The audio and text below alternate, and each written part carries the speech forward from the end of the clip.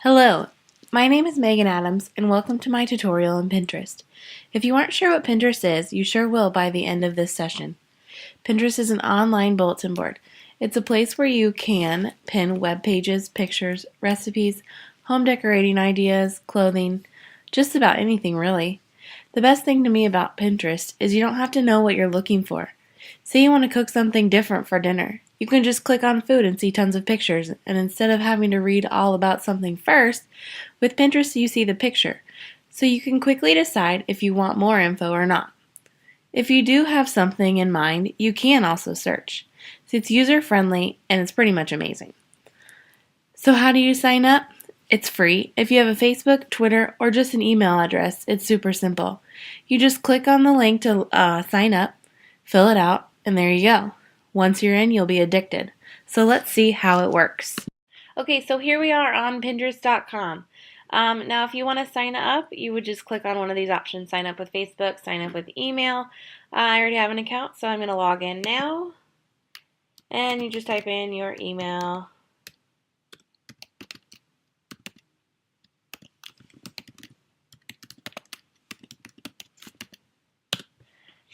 And here we go. Okay, so when you first open up, you will see a numerous amount of pins. These are the people that you are following or people that are suggested for you to follow.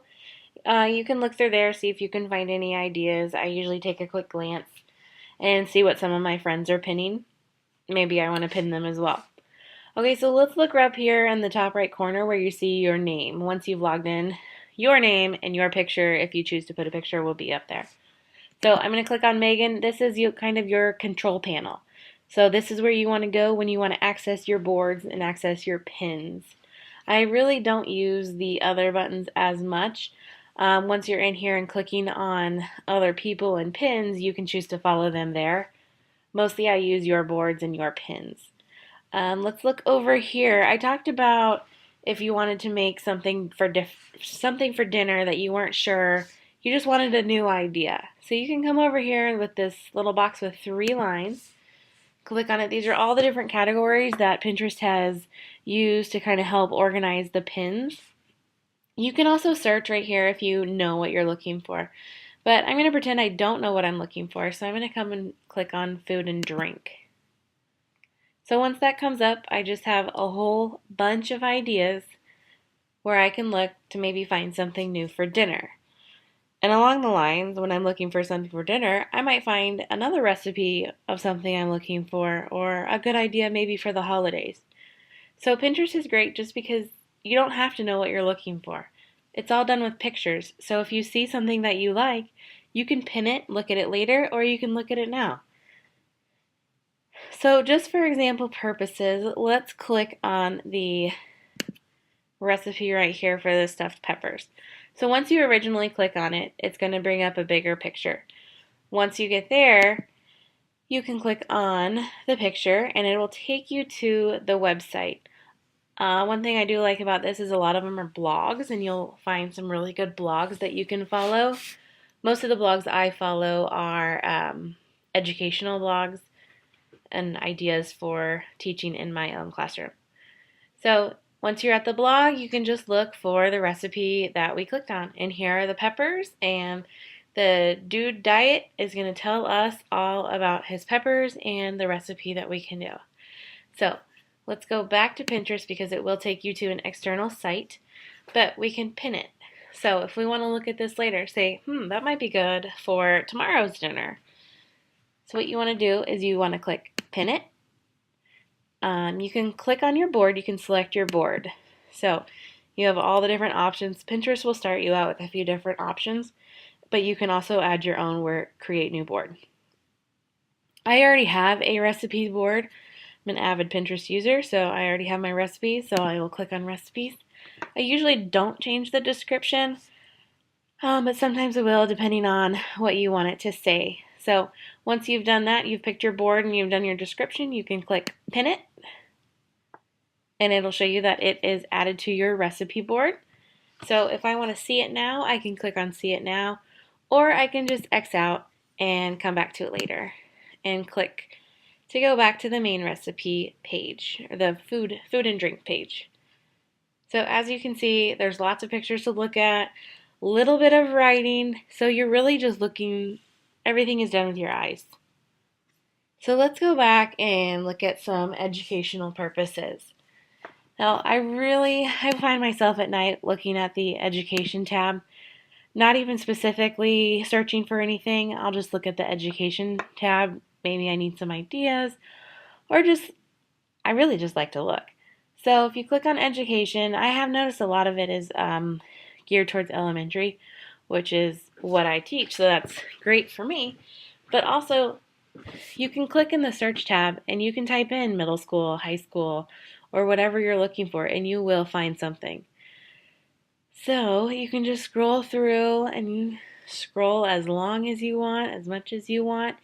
Say you find something, find an idea or a sheet that you want. Pin it and use it later. So real quick, let's go look at my educational board, my school board. So I've got 552 pins in my school board. So I have 552 ideas that I've pinned that I can come back and look at later. So my class was recently working on opinion writing. So I found several opinion pieces. I found a turkey one, which also leads to a wonderful website, Teachers Pay Teachers, which is also very highly addictive once you've found Pinterest as well. What I was really looking for when I was looking for my opinion writing was Oreo. So I did type in and search specifically for the Oreo writing. But as you can see in my board, I found several Oreo writing that I could use in my classroom. All these different ideas just on one concept, one topic. So it's really great for education purposes. Whatever you're looking for, you can find.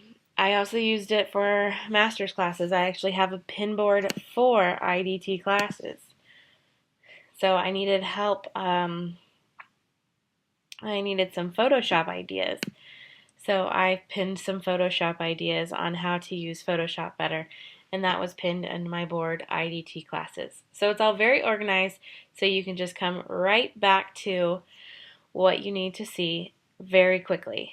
I actually use Pinterest more than I use Google now.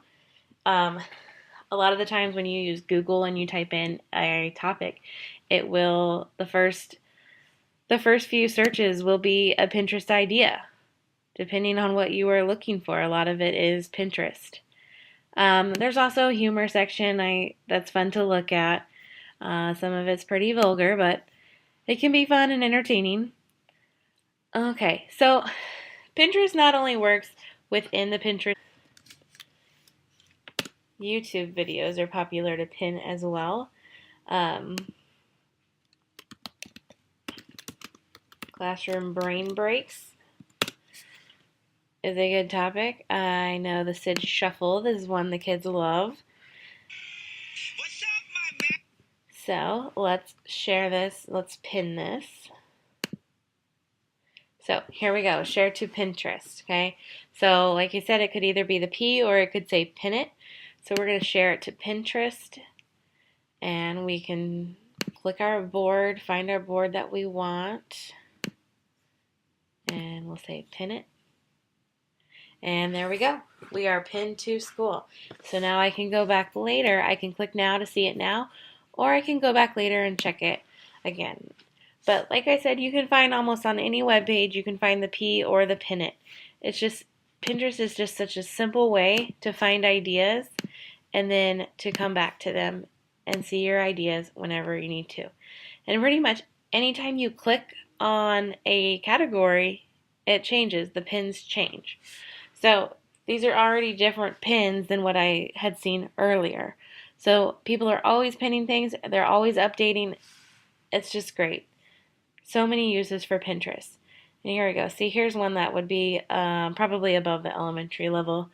Once again, I'm in second grade, so I'm on the lower end. Maybe this would be upper elementary, but I'm thinking middle school. So I hope you enjoyed this tutorial on how to use Pinterest, and hope you'll try it out if you haven't already. Thank you.